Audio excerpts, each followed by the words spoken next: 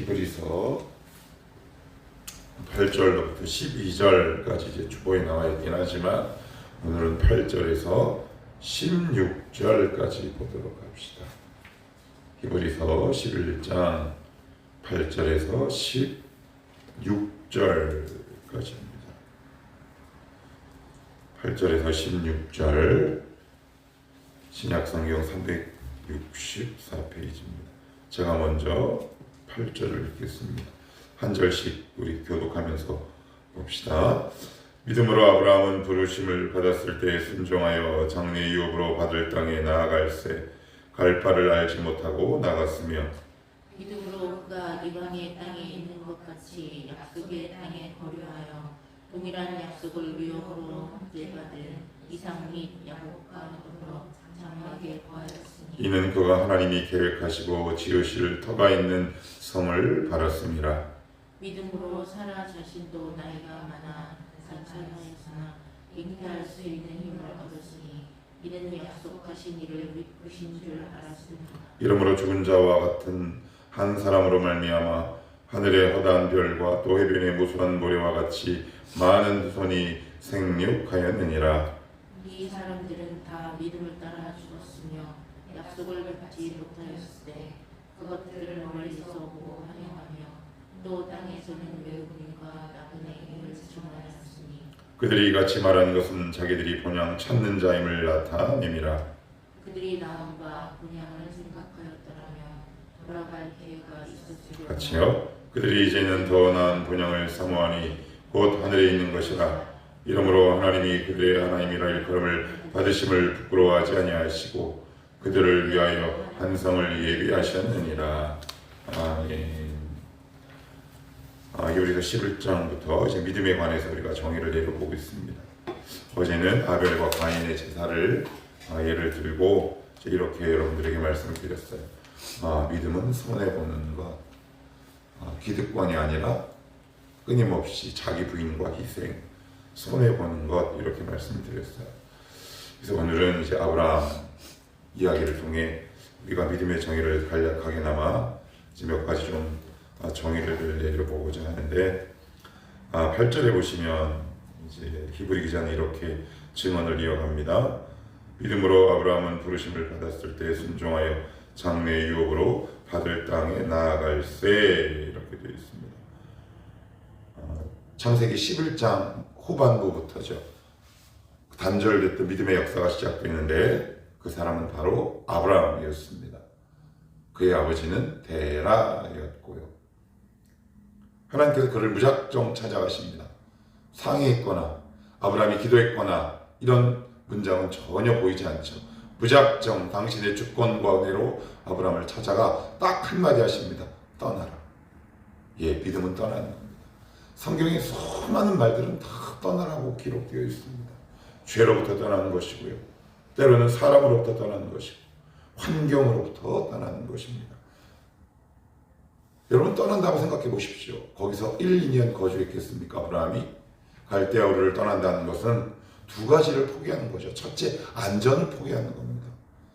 그 당시 제대로 된 여러 가지 행정구역이나 나라가 정해져 있겠냐는 거예요.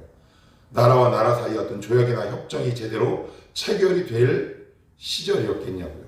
그런 것들이 전혀 없던 시절에 자기가 살던 이 동네를 떠난다는 것은 목숨을 보장하거나 담보하기 어려운 시절이죠.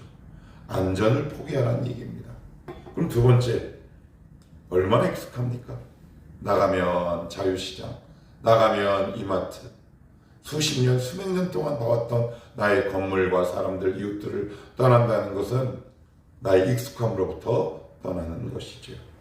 그렇기에 믿음은 불편함을 감수하는 겁니다.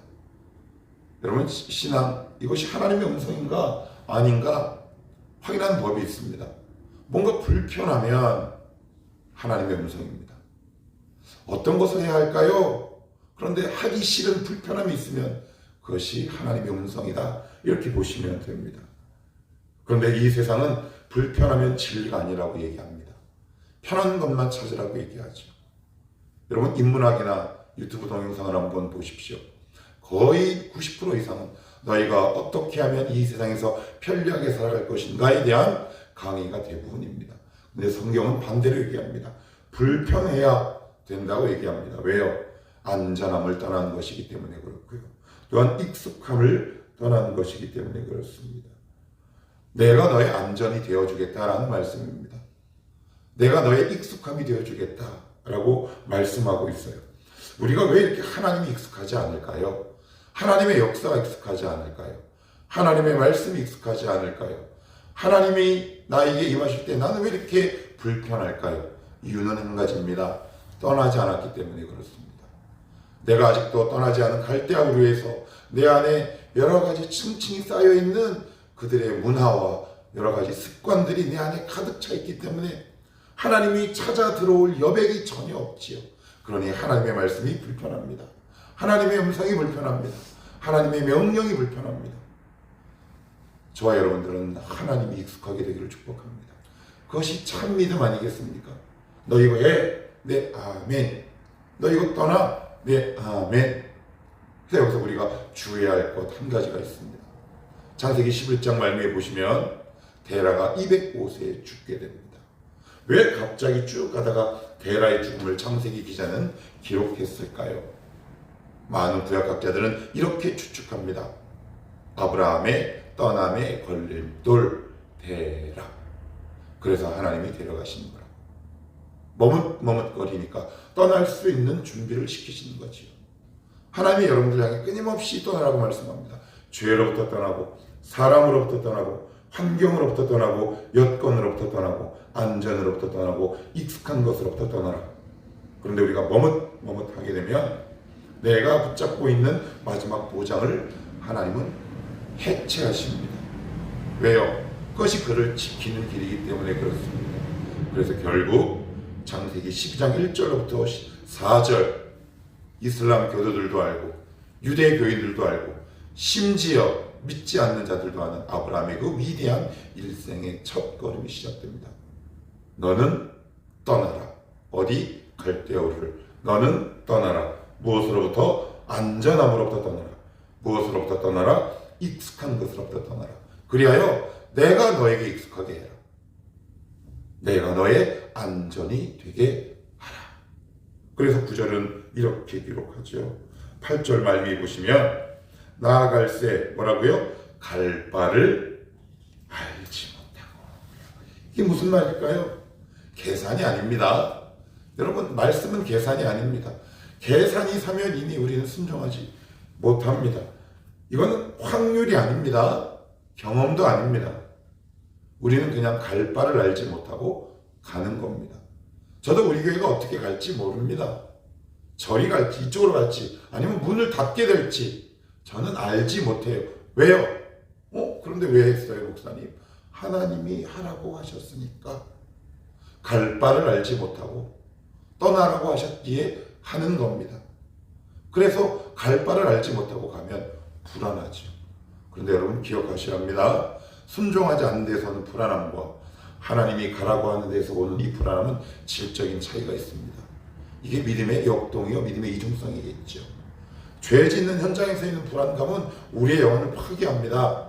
그러나 하나님이 가라고 했는데도 불구하고 보이지 않는 그 말씀을 따라갈 때는 우리 안에 희한한 불안함이 있는데 이 불안함은 창조적인 불안함입니다. 하나님을 더 찾게 하는 불안함이지요.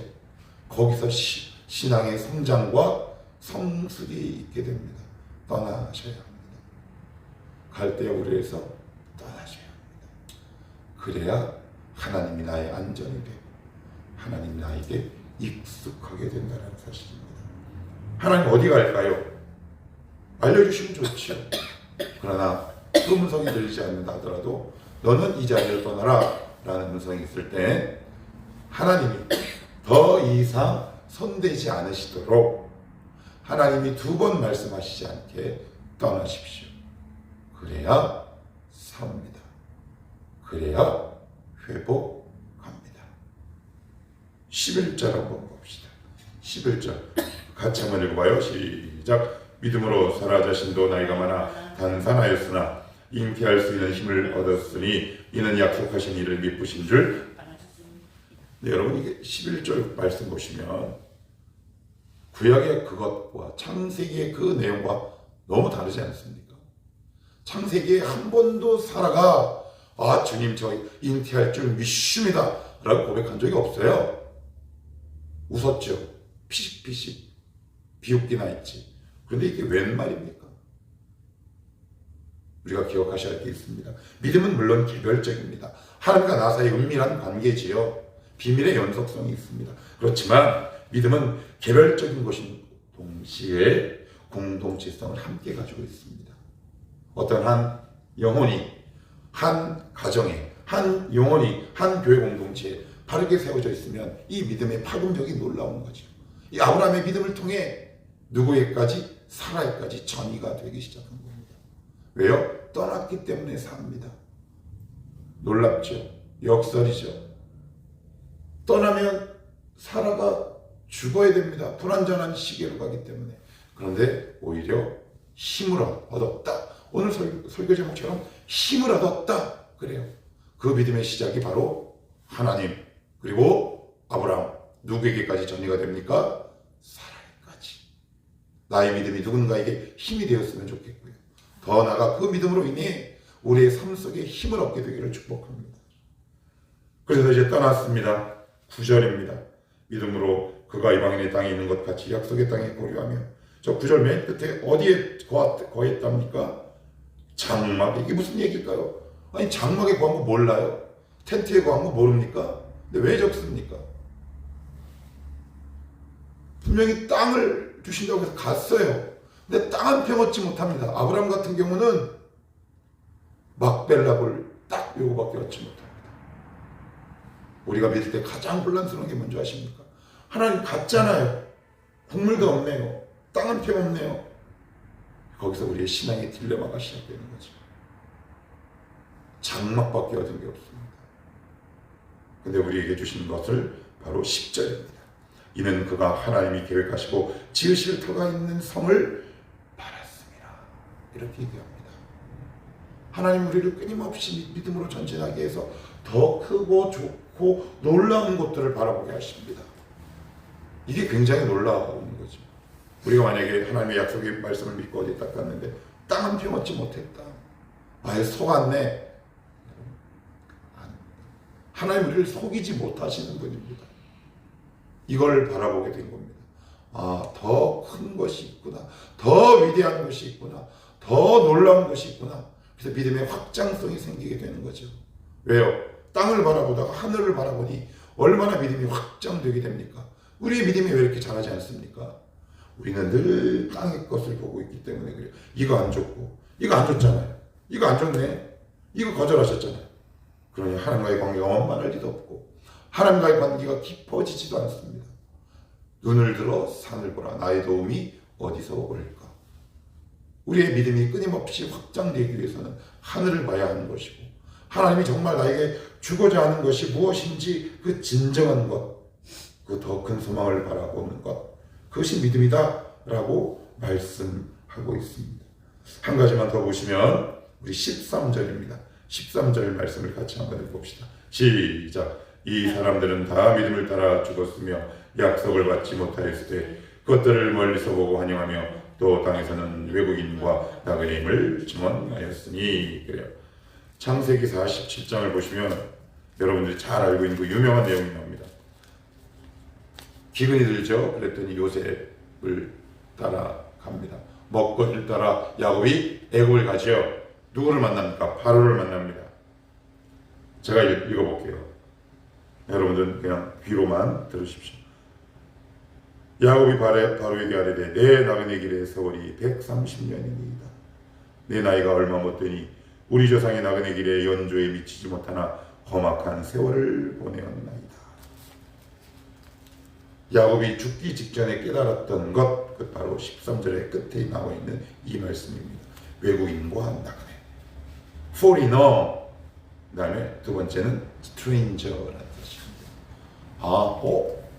평생 살다 보니까 내가 여기 있어야 할 곳이 아니구나 라는 것을 무엇을 알았답니까? 우리는 그걸 생각합니다. 하나님께서 잘 믿으면 우리 자손 잘 되게 해주시고, 여러분 착각하시면 아예 지금부터 믿음의 생활을 중단하셔야 합니다. 우리가 이 땅에서 마지막 얻게 되는 것은 뭔지 아십니까? 내가 이 땅에서 나그네였구나 라는 걸 아는 겁니다. 그게 신앙의 비결이 거기에 있는 거지. 아, 내가 떠나야 할 사람이었구나. 그래서 하나님은 떠돌이 유목민을 선택하셨고요. 야곱의 130년 인생을 통해 내가 나그네임을 누구에게? 바로에게 고백하고 47장 10절에 이렇게 얘기합니다. 야곱이 바로에게 축복하고. 바로가 얼마나 황당했겠습니까? 저 자식은 뭐야? 가진 것도 없고 남루한 옷차림이 기근 때문에 얼굴도 별로였는데, 그렇지만 야곱의 눈빛은 전 반짝였을 거라고 확신합니다. 야곱의 눈빛만큼은 초롱초롱했을 거라고 저는 확신합니다. 그 가운데 연단받고 또 연단받아 믿음의 보석으로 그 심령이 가득 차 있는 사람이었기 때문이었겠죠. 저와 여러분은 다 나그네입니다. 인생이 맨 마지막에 무엇으로 끝납니까? 기가 막히죠. 죽음으로 끝납니다. 떠남으로 끝나죠. 나그네로 끝난다는 사실입니다. 이걸 우리가 정말 이 땅에서 절감하며 실감하게 할 때 우리의 욕심이 점점 내려놓게 되는 거죠. 거기서부터 진정한 자유함이 올 수 있지 않을까. 또 이렇게 얘기하면 그럼 기도할 필요도 없네요. 그러면 처음부터 다시 시작하셔야 됩니다. 믿음의 기초를. 그 이야기를 하고 있는 게 아닙니다. 우리가 가야 할 것, 목표점, 지향점, 성장과 성숙, 우리가 최종적으로 가야 할 지점을 이야기하고 있는 겁니다. 여러분들은 어디 시민권자이십니까? 성경은 이렇게 얘기합니다. 너희는 외국인이요 나그네입니다. AD 313년 콘스탄틴 대제가 우리가 잘 알고 있는 것처럼 기독교를 국교로 공인합니다. 그로부터 딱 100년 후에 이 로마 제국은 고트족이라고 불리는 게르만 민족에 의해서 멸망당하죠. 수많은 로마에 사는 기독교인들은 충격을 받습니다. 그것을 바라본 아우구스틴은 놀라운 충격을 받게 되죠. 끙끙 앓게 됩니다. 그래서 기독교 변증서인 신국론 시트워크가 신의 도성이라는 책을 얘기합니다. 거기서 아우구스틴은 이렇게 얘기하죠. 아, 주님, 이 땅의 모든 것들은 무너지게 되어 있군요. 이제는 이 땅에 있는 모든 것들이 무너짐으로 인해 이제는 하나님의 성을 바라봅니다. 그래서 신의 도성을 짓게 되죠. 유명합니다. 아우구스틴의 고백록과 함께 시티업가. 우리는 나그네지. 떠나야 할 사람들입니다. 그래서 채비하는 거죠. 무슨 채비입니까? 하늘로 갈 채비입니다. 끊임없이 짐을 가볍게 하며 살아가는 사람들입니다. 그래야 자유로울 수 있습니다. 그래야 승리할 수 있습니다. 우리가 이 땅에 영원히 살려고 마음먹었기 때문에 우리에게 신앙의 승리는 영원하죠. 그래서 모든 크리스천들이 성공의 탐심을 갖고 있습니다. 우리는 성공하는 자가 아니라 승리하는 자입니다. 어떤 사람으로서?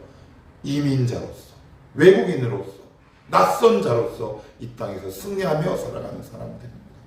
오늘도 이 말씀이 여러분의 삶의 표준이 되기를 바랍니다. 하나님, 이 땅에서 영원히 살 수 없습니다. 언젠가 이 땅을 떠나야 할 때 부끄러움 없는 삶을 이 땅에서 살다 가게 하옵소서. 이렇게 고백할 수 있는 저와 여러분이 되시기를 축복합니다.